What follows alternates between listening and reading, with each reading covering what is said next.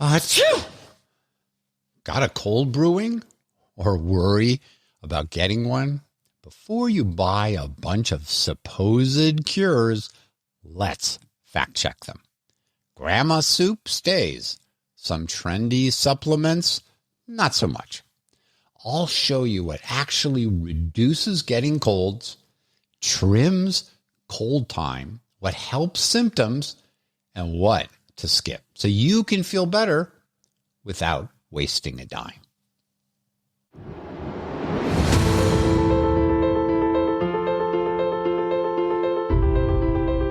Hi, I'm Dr. Bobby Du Bois, and welcome to Live Long and Well, a podcast where we will talk about what you can do to live as long as possible and with as much energy and vigor that you wish. Together, we will explore what practical and evidence-supported steps you can take. Come join me on this very important journey, and I hope that you feel empowered along the way. I'm a physician, Ironman triathlete, and have published several hundred scientific studies. I'm honored to be your guide. Welcome, my dear listeners, to episode 59, The Great Cold Remedy Audit. What survives scientific scrutiny? Is this you? Runny nose, sneezing, cough, congestion, sore throat, and just feeling rotten. Well, it's that time of year, cold and flu season. On average, we get 2 to 3 colds per year. There are over 200 respiratory viruses out there. Rhinovirus is the most common cause of colds. Virus travels in little droplets through the air from one sick person to the next. Colds typically last 5 to 7 days, but cough can persist for weeks. Want to feel better? How about zinc or Sudafed, echinacea, garlic, honey, chicken soup, vitamin C? What works? What doesn't work? That's what we're going to talk about today. 3 parts. Part 1. Can we reduce the number of colds we get? And I'll review 8 possibilities. Part 2, can we reduce the duration of our cold? 5 items here. Part 3, can we reduce the symptoms of a cold? 3 items. We could talk about many, many more, but there's not enough time. And we'll focus on these 16 today. Part 1, can we reduce the number of colds that we get? Lots of things have been tried. No miracles here, but some may work a bit. Now, flu shots work for the flu, but not the cold. And even for the flu, they're only 40 to 50% effective. How about vitamin C? In a Cochrane review of 29 studies and 11,000 people, randomized trials compared folks regularly taking vitamin C versus those who did not. And they found no benefit. Here's the wrinkle.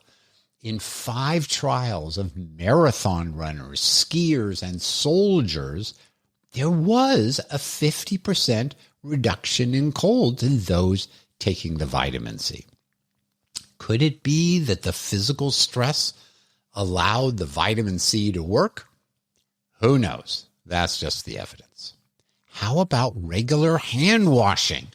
A Cochrane review of many clinical studies said that there might help reduce the risk of a cold. Washing your hands, especially around young kids, or a little virus magnets. Does garlic work? Randomized trial of 120 people taking garlic or no garlic for 90 days. There was no difference in the number of colds, but it appeared to reduce the severity.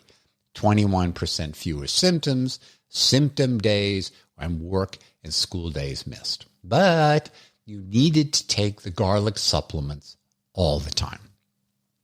How about gargling? In a randomized trial of 387 people, they gargled 3 times a day of water or iodine water, perhaps a tiny benefit.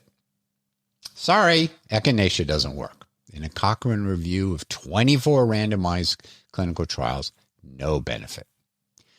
Overall, other than hand washing, there's not too much that helps us avoid a cold. Now, what did Grandma say that might give you a cold? Was she right? My grandma used to say, you'll catch a cold if you don't get enough sleep. In a study of 164 healthy people, they were given the cold virus in their nose and then tracked for 7 days. And they wore Fitbit-like devices to measure sleep. They looked at length of sleep and whether that related to the likelihood of catching a cold. And they felt that 7 hours was viewed as normal amount of sleep. If you got less than 6 hours of sleep, there was a 4-fold increased risk. 6 to 7 hours of sleep, no increased risk. Does it put you in a more susceptible state or let quiet viruses make their move? Grandma verdict meter. Perhaps true. My grandma also said, don't go out in the cold without a jacket or you will catch a cold. In 180 subjects, they were randomized to foot chilling, keeping the foot really in a cold place or cold water, versus a comparison where they didn't chill the foot. And then they scored cold symptoms. So cold feet and then cold symptoms. 13 of 90 with a cold feet got a cold. Only 5 of 90 got a cold if they stayed warm. The theory is that cold feet leads to thermoregulation and vasoconstriction in your nose and perhaps elsewhere. Now, another theory is that when bacteria or viruses enter your nose, fluid sacs empty into the mucus, kind of like kicking a hornet's nest. And those vesicles may have antiviral effect. A study took folks and put them in a 40-degree temperature, and the nose dropped by about 10 degrees. And then they tested how these little vesicles behaved. And there was a 40% drop in secretions. Not a randomized clinical trial, not the type of trial I like, but interesting. Grandma's verdict meter? Perhaps true. Let's sum up part 1. To prevent colds, to avoid getting one, hand washing may help. Not getting enough sleep seems to be a problem. Keep your nose warm? Perhaps. Okay, on to part 2. Can we reduce the duration or severity of symptoms with a cold? How about vitamin C? 7 studies of the therapeutic use, no benefit. How about zinc? In a meta-analysis of 7 randomized trials with 575 people, those who took zinc got over their cold 1 to 2 days faster than other people. Now, you need to start the zinc within 24 hours and probably about 100 milligrams. So promising. Chicken soup. Was Grandma right? Well, there are no clinical trials, sadly. But there was an interesting lab study that showed a theoretical benefit. They tested chicken soup and the key components of chicken soup in a lab. And they looked at the effect of the chicken soup on white blood cell migration, and it slowed it. So maybe that's how chicken soup might be helpful. Again, not studies that were randomized in people, but fun nonetheless.